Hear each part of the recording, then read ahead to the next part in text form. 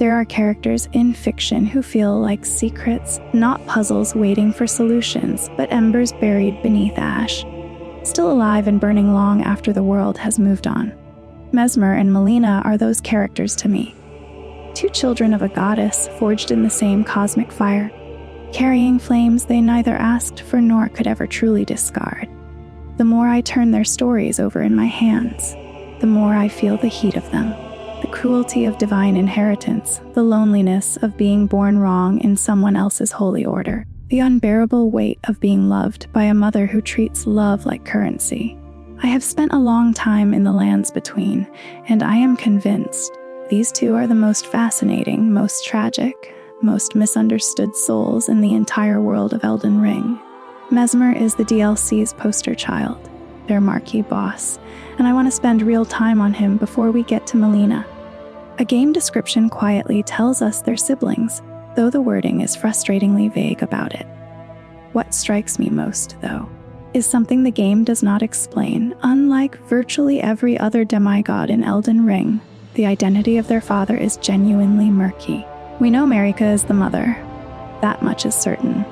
But the father's identity is left conspicuously open, and I don't think it's safe to simply assume it was Radagon. What's equally notable is that neither of these two are shard bearers, which sets them apart from their demigod brothers, sisters, and step-siblings in a meaningful way.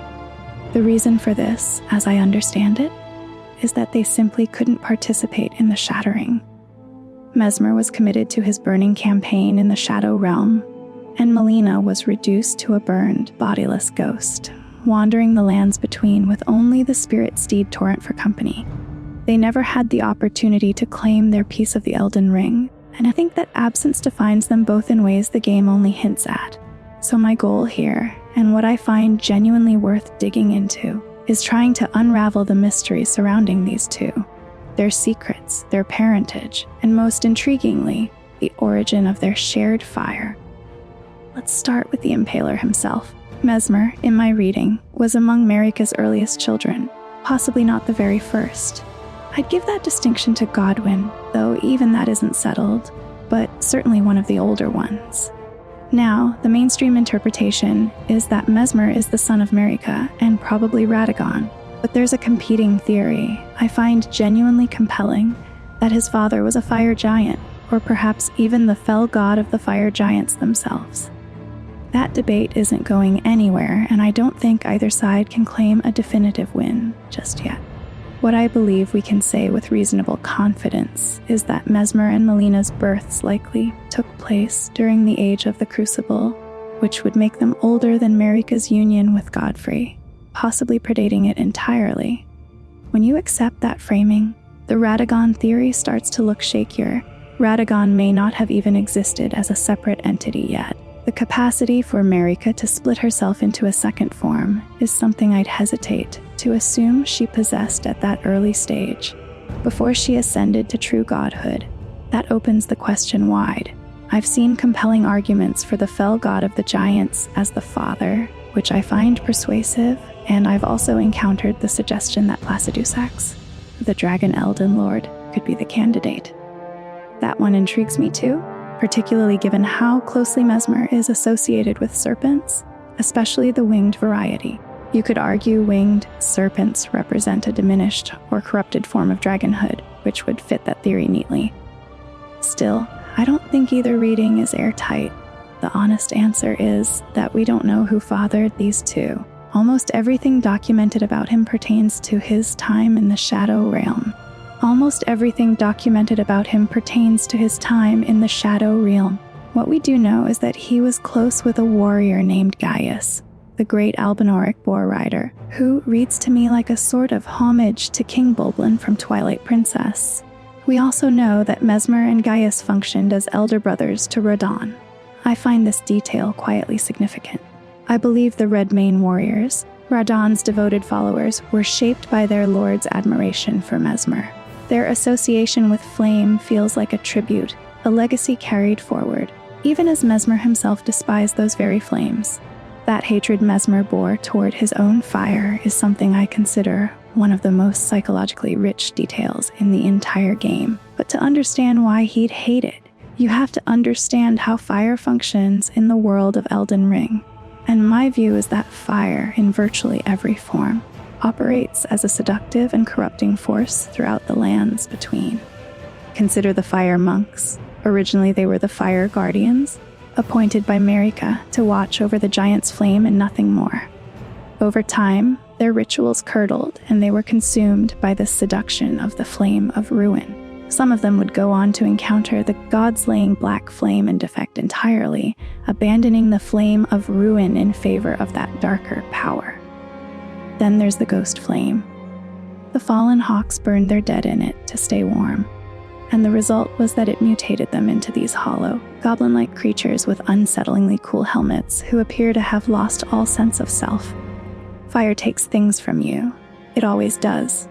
And serpents, I'd argue, carry an analogous symbolic weight in this world. They're depicted as traitors to the Erdtree, tempters of gods. Look at Rykard. His ambition was to burn the Erdtree, and to pursue that dream he fed himself to a great serpent, becoming one with it. Most accounts agree that Rykard was noble before that act, and that the serpent wormed its way into him and corrupted him from within. The actual truth may be unknowable, but the pattern feels intentional to me. Flame seduces, serpents corrupt, and Mesmer was born into the intersection of both. Making matters worse for Mesmer, an entity called the Abyssal Serpent was sealed behind his right eye. His actual eye was removed entirely and replaced with a rune of Marika, presumably to help keep that serpent contained. We see this in the boss cutscene, and I'll be honest, it reminded me immediately of those snakebush creatures from Bloodborne.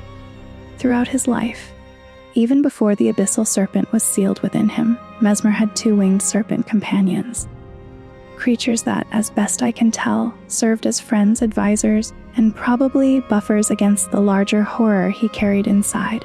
Game text suggests the Abyssal Serpent was perpetually attempting to devour Mesmer's flames, though unsuccessfully. The two forces appear to have slowly merged rather than one consuming the other. And here's what I find most interesting about that. The relationship between serpents and flames in this world isn't unique to Mesmer. The Gloam-Eyed Queen, who I'll discuss properly in Melina's section, is connected to the god-killing black flame and her godkin apostles, described as possessing inhuman physiology, move and carry themselves in distinctly serpentine, reptilian ways. Look at the godkin noble's tale. Then there's Egon, the great serpent associated with fire who lives in a volcano. I know they use the word magma, but a snake overtly tied to fire is still a snake tied to fire, and that counts. Pair that with the giant snake-headed statues on the bowl that holds the flame of ruin. And I think you have to conclude that fire and serpents in this world share some kind of direct, meaningful connection. The question of Mesmer's serpent relationship is slightly more nuanced than it appears, though, and I want to lay out why. Mesmer wasn't born with the Abyssal Serpent. That came later. And the game notes that the serpent seems to be trying to consume the fire within him. My interpretation is that this serpent may not be inherently connected to fire at all. It may simply be attempting to steal it, the same way the snakes of the lands between may have been trying to steal fire from the giants all along. Never truly bound to it, only hungry for it.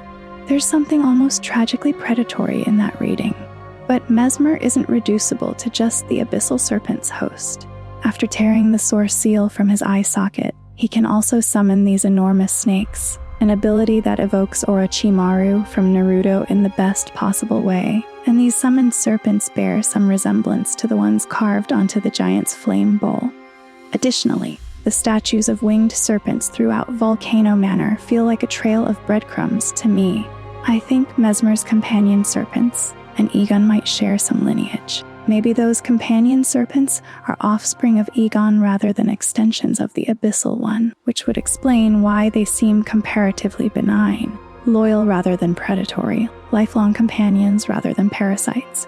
Some have argued this means the serpent is Mesmer's true form. I disagree. My read is that after carrying the Abyssal Serpent inside him for so long, once the seal is gone, they simply merge, not unlike what happened with Rykard, only less violently. Rykard fed himself to a serpent. Mesmer's serpent was fed to him. Different directions, same road. But then the question arises, where is the serpent's eye? Where is Mesmer's eye? And I arrived at what I think is a rather compelling, if speculative, answer. That one enormous eye of the last fire giant might actually be Mesmer's missing eye. Perhaps Marika sealed Mesmer's fire-touched eye within the giant, splitting the fell god in two, binding the serpent form in the giant's eye and trapping her son with the serpent inside him, then compelling the giant to tend the flame of ruin, either because she might need it later, or because destroying it was beyond even her power. My conclusion, which I feel fairly confident in, is that Mesmer inherited his fire from the fell god of the giants. Whether this constitutes a curse in the same way Malenia's scarlet rod was a curse, or whether the fell god was literally his father, I genuinely can't say. It remains one of those beautiful open questions. What I do believe, despite all of this, the serpents, the abyssal horror sealed in his skull, the blasphemous associations with snakes and fire, is that Mesmer loved the Erdtree. He loved it the same way Morgoth loved it, completely, perhaps desperately, with the particular anguish of someone who knows they are considered its antithesis.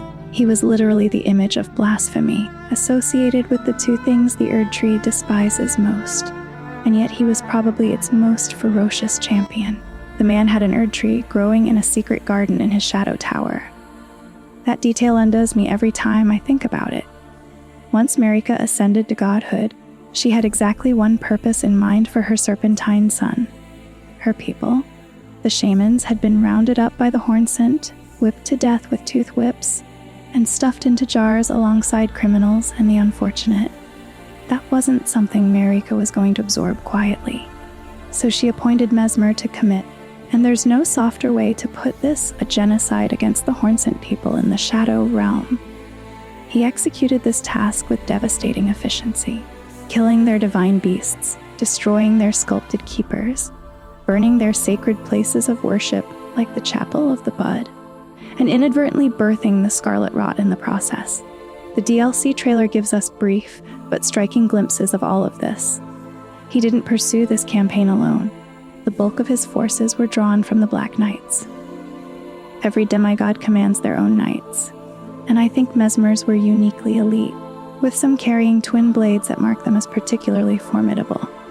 His commanders, Andreas and Hugh, were so thoroughly blessed with the strength of the Crucible that they seemed invincible, and they were 100% loyal to Mesmer right up until the moment they discovered the truth of his serpentine nature. When that happened, Mesmer couldn't bring himself to execute them. He imprisoned them instead, quietly grieving the loss of two of his most cherished comrades. At least, I note with some sadness, he still had Gaius. Beyond the Black Knights, Mesmer's forces included soldiers originally drawn from the Pennel Battalion, those hooded fighters you encounter commonly around Stormvale. Whether they were press-ganged into service or volunteered for redemption, I believe they found something in Mesmer's fire that genuinely moved them. These soldiers were touched by the Crucible in small ways.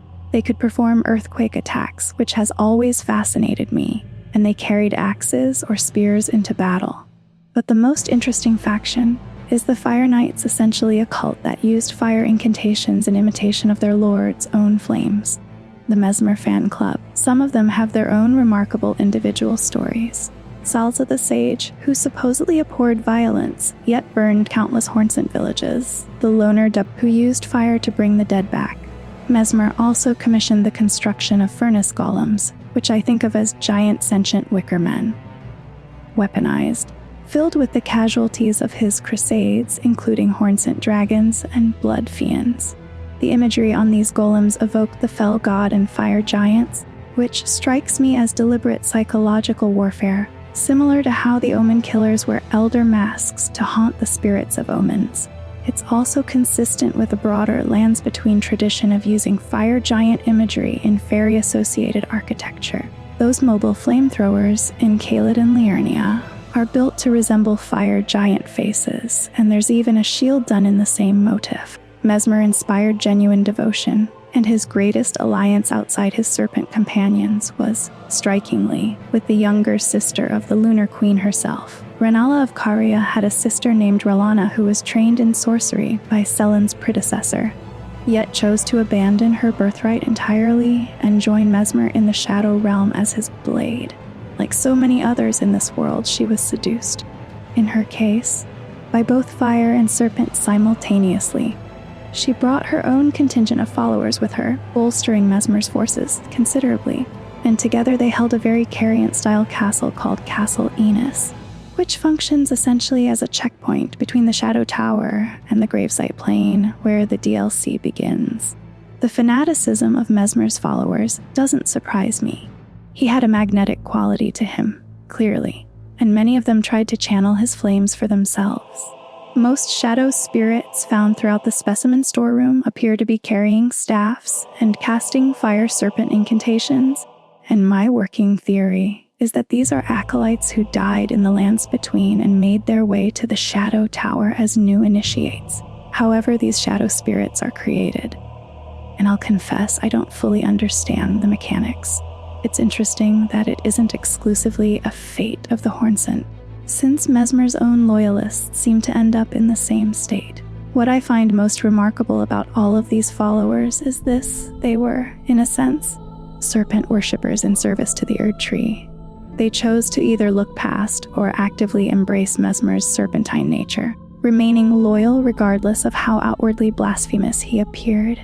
2,000 years ago, it was just another snake cult. Now it's everywhere. They say the deceived murder in the night, and yet I find something almost noble in that blind loyalty. Melina. We've had considerably more time to sit with Melina.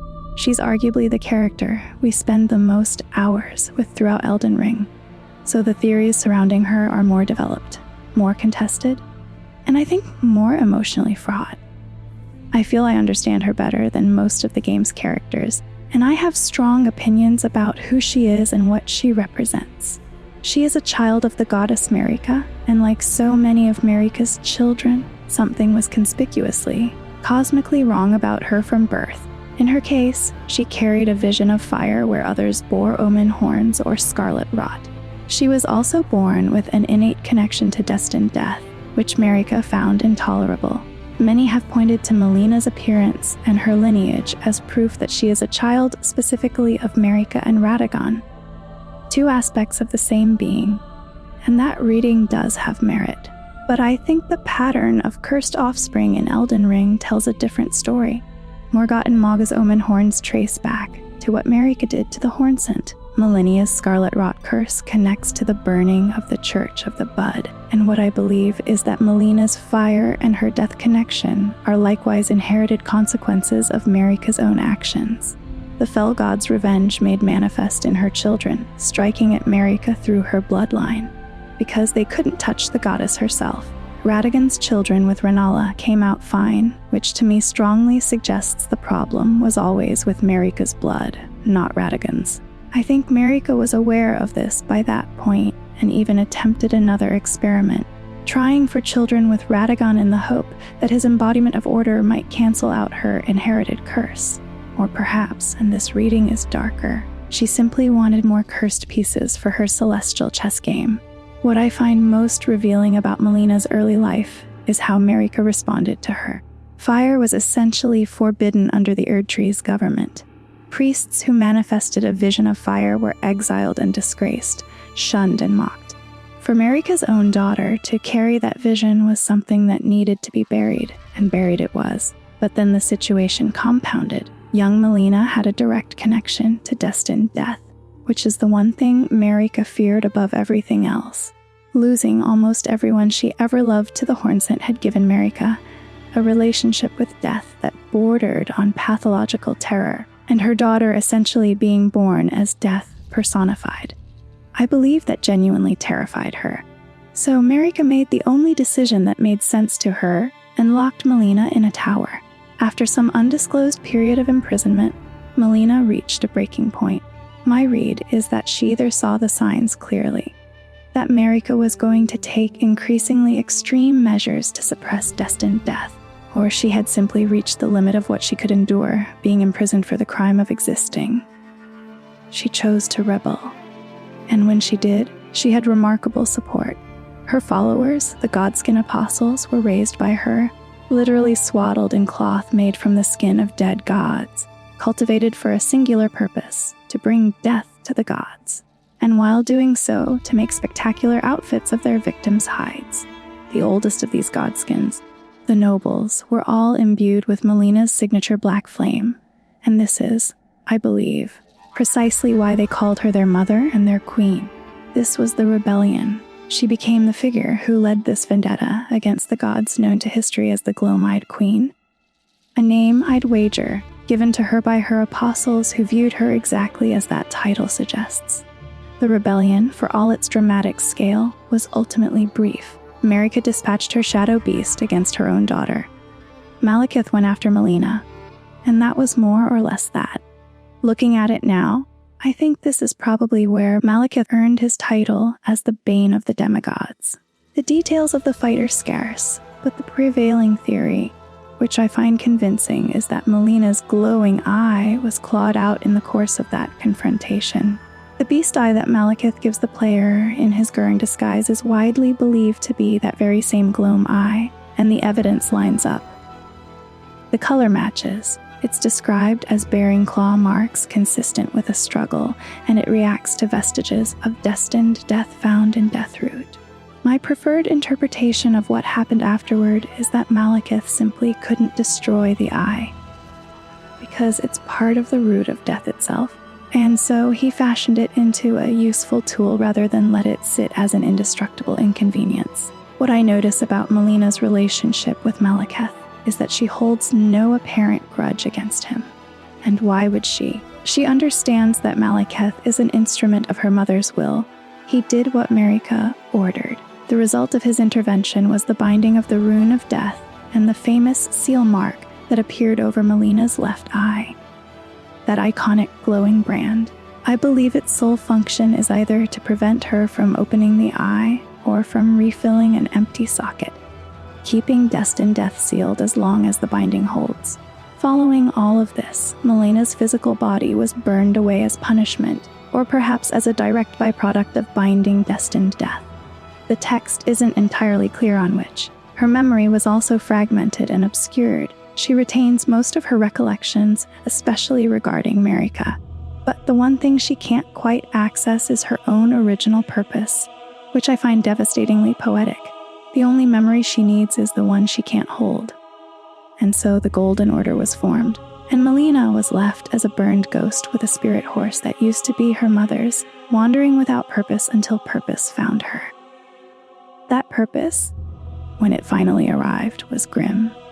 Before Marika sealed herself in the Erdtree, she entrusted Melina with Torrent's whistle and a mission: find a worthy tarnished who lacked a maiden, a specific gap she could fill, and lead them to burn the Erdtree, her life's ultimate function. What I find so chilling about this arrangement is how transactional it is. Marika essentially handed her burned, ghostly daughter a task and called it care. Though in fairness, I think Marika was capable of something adjacent to tenderness toward Godwyn, which may be exactly why he was targeted. Now, if that purpose is denied, say the player absorbs the frenzied flame specifically to spare Melina, something extraordinary happens. With death unbound, Melina can open her glowing death eye again. She comes after the player, and I think this is the most alive we ever see her. Vengeance Melina, covered in ash, her gray eye absent its grace, the blue light of destined death blazing in the socket above her scarred brand. That cutscene is extraordinary to me. It's the only true epilogue Elden Ring has, and it can be missed easily. The close-up shot of her face, the cursed seal gone, the remaining eye dulled out gold. Her hair tinted that bluish purple that matches precisely the jewels worn by the Godkin Apostles. These are not accidental details. That specific left eye detail opens up another line of thinking that I want to explore, because I think it's genuinely meaningful. In Melina's case, it's her left eye that carries the death connection, and Mesmer notably always keeps his left eye closed. I don't think this is coincidental. There's a recurring symbol in Elden Ring of the left side carrying a connection to death or something sinister. That enormous skeleton creature that can be summoned by mariners fires a giant ghost flame laser beam out of its left eye. And this feels, to me, like a deliberate design language drawing on something ancient. The old Italian superstition around sinister, the Latin word for left, which is where we get the English word sinister directly. The belief was that left-handed people were touched by the devil in cartoon logic. It's the left shoulder where the little demon perches. Some cultures extend this further, seeing the left side as the spiritual or subconscious side, which is why protective charms were worn on the left hand to guard against what might try to enter from that direction. Whether or not Mesmer, keeping his left eye shut, was consciously designed to invoke all of this, I believe it fits. He may be guarding against death, or against the invasive forces constantly attempting to claim him. The left eye in this world is the death eye. Now, one of the things that separates Melina from her brother, in a way I find deeply significant, is that she doesn't appear to hate her flames. Mesmer loathed his, could not stand them, was defined in part by his resentment of what burned inside him. Melina's fire is different, and significantly, her flames are never, as far as I can find, referred to as a curse. They became a curse in the metaphorical sense, the reason she was locked away and labeled a Kindling Maiden, the instrument of her appointed purpose to burn the Erdtree. But the fire itself, that she seems to carry without the same self-revulsion. I note also that the Gloam-Eyed Queen's connection to destined death through the black flame is described similarly. It was only a curse because Marika wanted death suppressed. Remove that political context, and it's simply a thing she was born with. There are other threads I continue to turn over. A possible connection between the Godskins and Egon, since we see them praying at the Church of the Great Snake or venerating the shed skin mounted there, echoing the world serpent nibbling at Yggdrasil in Norse mythology, or the serpent as mysterious temptation from the trailer, which reads to me as decidedly Christian in its imagery. It's a blend of mythologies, converging around a single idea. Whether or not Marika kept Melina around out of anything resembling love, I believe she kept her because she knew her burned daughter would one day be useful. Destined death was handled, for now, but a daughter who carried fire and a connection to death could still serve. There wasn't much warmth between them, clearly, and yet Melina is quick to defend Marika when slighted. Their relationship, I've decided, is best described with a single word: complicated. Mesmer loved his mother visibly, extravagantly, and then cursed her name with his dying breath. Melina is almost the inversion. She seems cool toward Marika, guarded, and yet defends her reflexively. As for whether Melina and the Gloam-Eyed Queen are definitively the same person, I was resistant to this reading initially because it seemed too obvious, too clean. Now, I think it may simply be correct. The timeline is messy, but the evidence accumulates. The Golden Order was established specifically after the defeat of the Gloam-Eyed Queen, the binding of destined death, and the burning of whoever that queen was into a bodiless form, a figure who, at multiple points in the story, refers to herself as burned and bodiless. Melina was also an Empyrean, which adds another dimension. If she was the Gloam-Eyed Queen, then Marika wasn't only suppressing a rebellious daughter, she was eliminating a potential successor who threatened to build a regime around the very thing Marika feared most. There may even be a version of events where Melina never rebelled at all, where Marika simply decided to act preemptively, and Melina and her Godskins were only defending themselves. That, I think, is the greatest mystery left to us. Melina is, in my honest opinion, one of FromSoftware's finest characters. She's the culmination of a long tradition of female guide figures in these games, from the Firekeeper of Dark Souls to the Dole of Bloodborne, but she surpasses all of them in terms of narrative agency. The Firekeeper matters only at the ending, and only in some of them. The Dole is present but passive. Melina is involved from beginning to end, and she is not a passenger in this story. She makes choices. She strikes deals. She fights. The moment we first meet her, she sets the tone. She doesn't play by the rules. She saves the player for two reasons. Because Torrent seems to approve of us, and because we're tarnished without a maiden, a gap she finds fortuitous, even remarking that we'd be perfect for her plans, even if it violates the Golden Order. I love that line. The Golden Order was established after her defeat. She predates it. When she mentions violating it, she's talking about something she watched being built around her own destruction, and she cannot be made to care. She's also tactically shrewd. The deal she strikes with the player, who at that point has essentially no leverage, was quietly brilliant, and she's fearless in a way the other guide characters simply aren't. She's the only demigod who fought Maliketh and lived to describe the experience. She's willing to fight Morgott, who loved the Erdtree more than anything, and only wanted to be loved back.